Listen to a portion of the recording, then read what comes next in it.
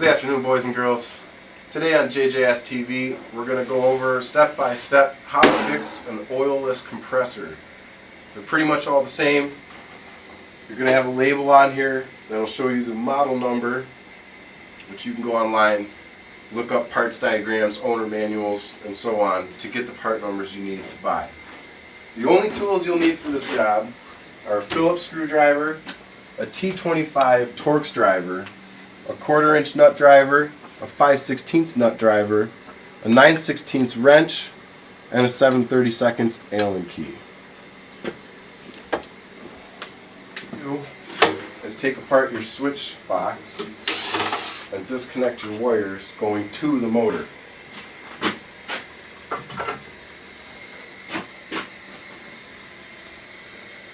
Pull your neutral wire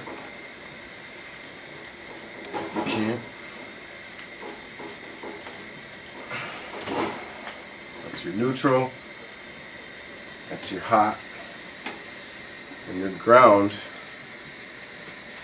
is going to take the 1/4 inch nut driver.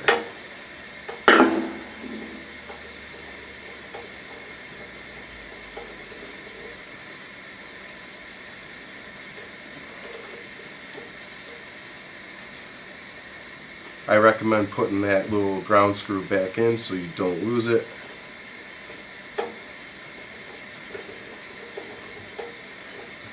Next, you're going to want to take apart your air line that goes from your compressor motor to the tank. It's a 9/16 open end wrench. This is just a compression fitting. I've seen people put Teflon tape on these threads. You don't have to do that. The threads do not hold any air pressure. So that's out. Next,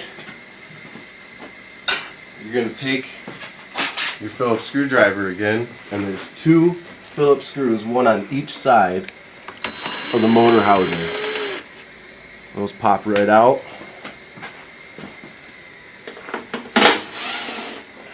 And now with everything disconnected, pull this up and this whole assembly slides right off. Take that over to the bench. Alright, once you have your motor assembly on the bench at a comfortable working height, first thing you want to do is cut the top of this sticker right along this seam, right there. Then you're going to take your T25 Torx, and there's roughly 2, 4, 5 screws, I think.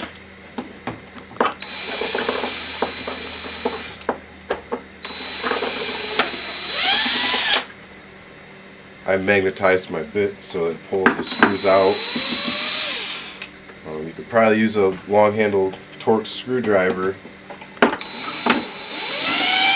I prefer to use power tools because it's quicker.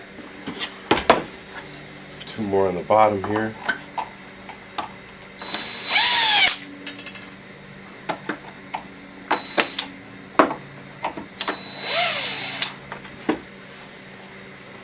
And that's that. This case will pop open. Do not. I've seen videos of guys cutting the plastic to get these apart. Do not do that with this model, or you won't get it back together.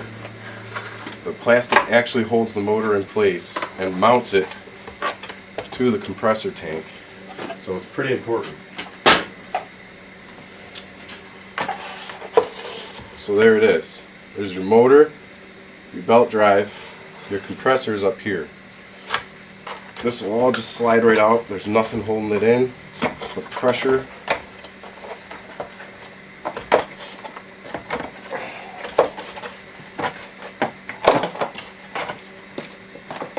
That's it.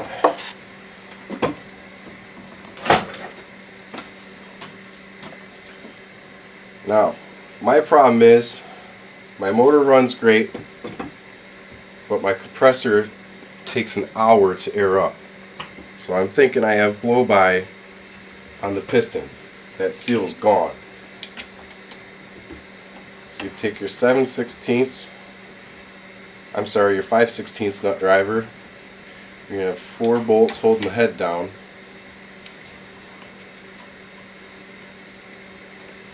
Should come out pretty easy. You don't want to torque them down too tight.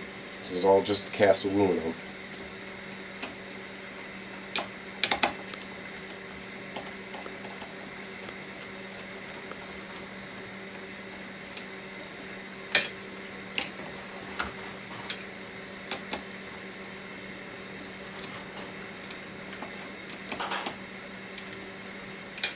Okay.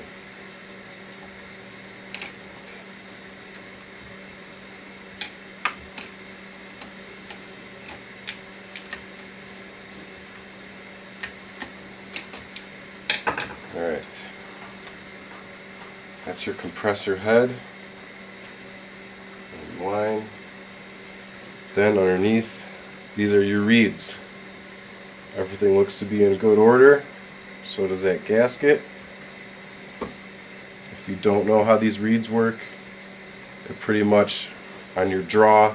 The air comes in through here, these reeds open, and it pushes down. Air only goes through these one way. It's basically just a fancy one-way valve. And this O-ring seems to be in good shape too. So that's fine. Then you're going to take your 7/32 Allen key and remove this bolt down here that holds your conrod onto the crankshaft.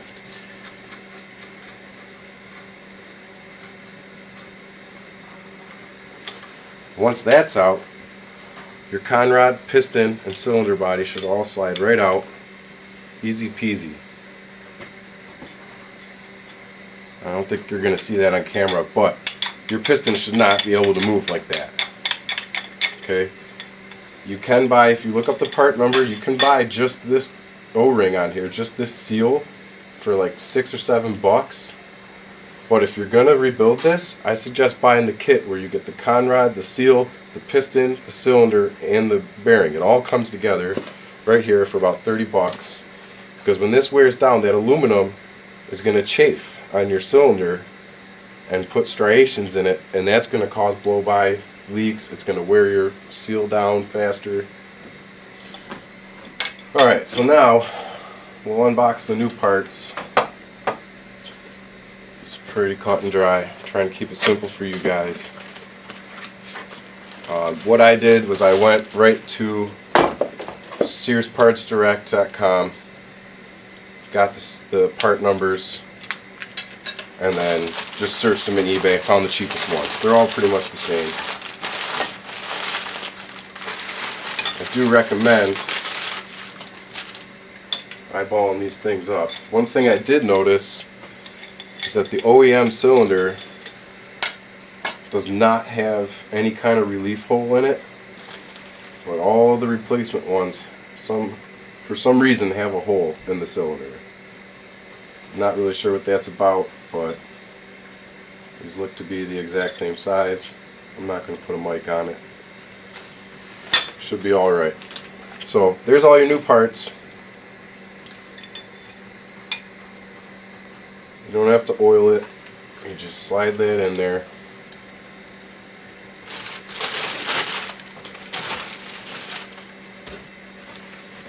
And you feed your cylinder and conrod back through the top. Get it seated in. Get your bolt hole lined up.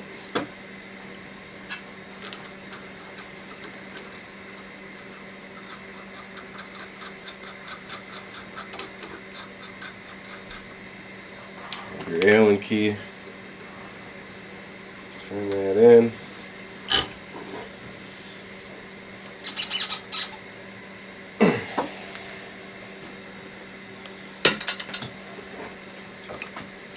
Then you're going to want to get this seated down flat, like that. Your gasket has a groove, and that's going to slide right over that cylinder. And all your bolt holes should line up perfectly. Grab your head. Slide that down accordingly. Grab your nut driver and in a star pattern, tighten your bolts. Get them all finger tight first, then start snugging them down. Don't just start cranking these things down right away, because you've got a lead gasket underneath that needs to be squished evenly to get that to seal. If you squish one side harder than the other, you're going to have problems.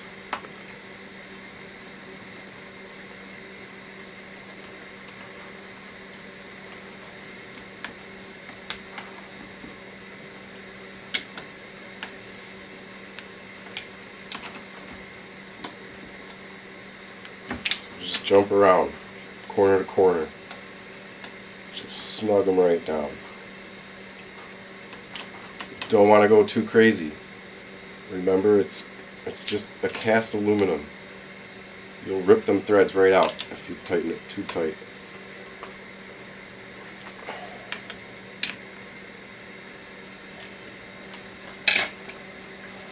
It's in there. Everything looks good. Now you can start sliding it back into the plastic cowling.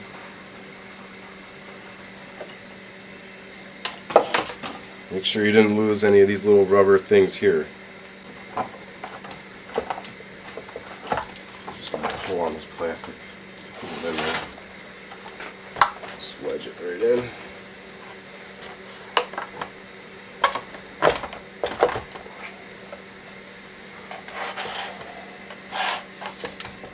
That's it.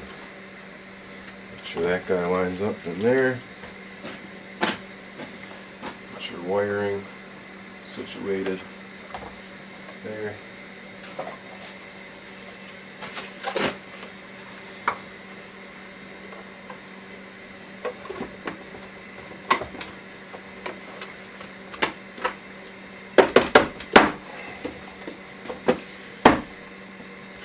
And that's it. Start running your screws back in.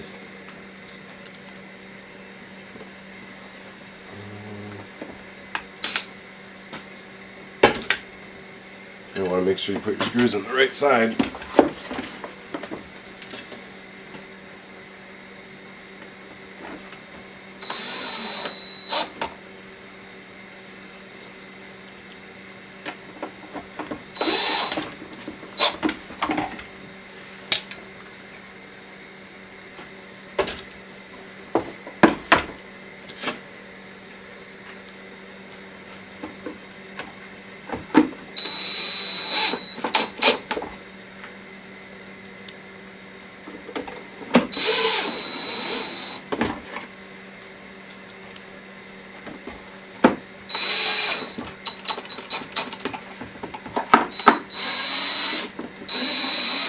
Make sure you don't over tighten them, you'll strip the plastic out. And once you got everything back in like that, it's ready to go right back on the compressor frame. Okay, first thing you want to do, route your wire right inside these grooves here. And then you're going to line up the little valleys underneath. Once you get all 4 of those lined up, and it should slide right in like that. Get your hard line lined up on there. Just start those threads. Don't want to strip those brass threads.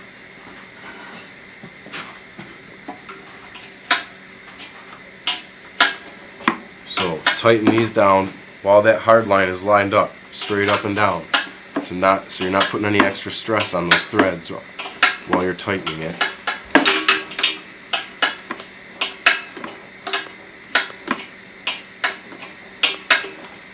And like I said before, you don't need Teflon tape, you don't need pipe dope, none of that. There's a little compression disc in there that's what's clamping down and holding the pressure. It's not the threads holding the pressure in.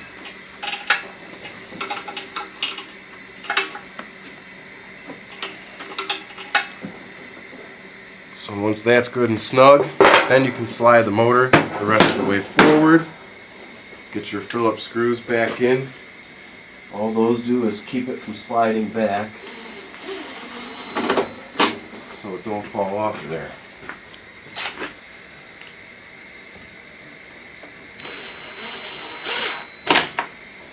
And that's it, mounted. Now you come back, start with your 1/4 inch ground screw. Pull that bad boy out. Don't drop it. Stick that through your little ground eyelet.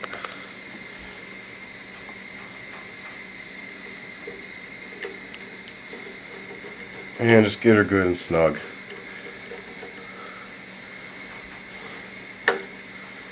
Once your ground screw's out of the way, get this wiring grommet back in there. Get your hot back to your switch. Get your neutrals back together. Then you put your cover plate back on.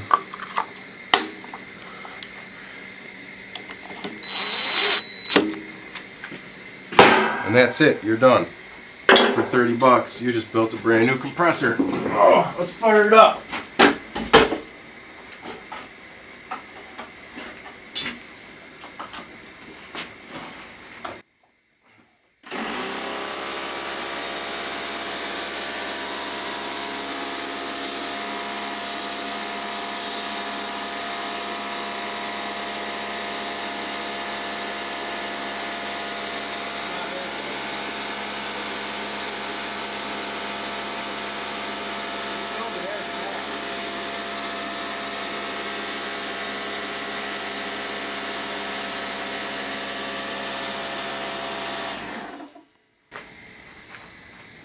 I got over 20-25 pounds of pressure in there already. That's pretty good.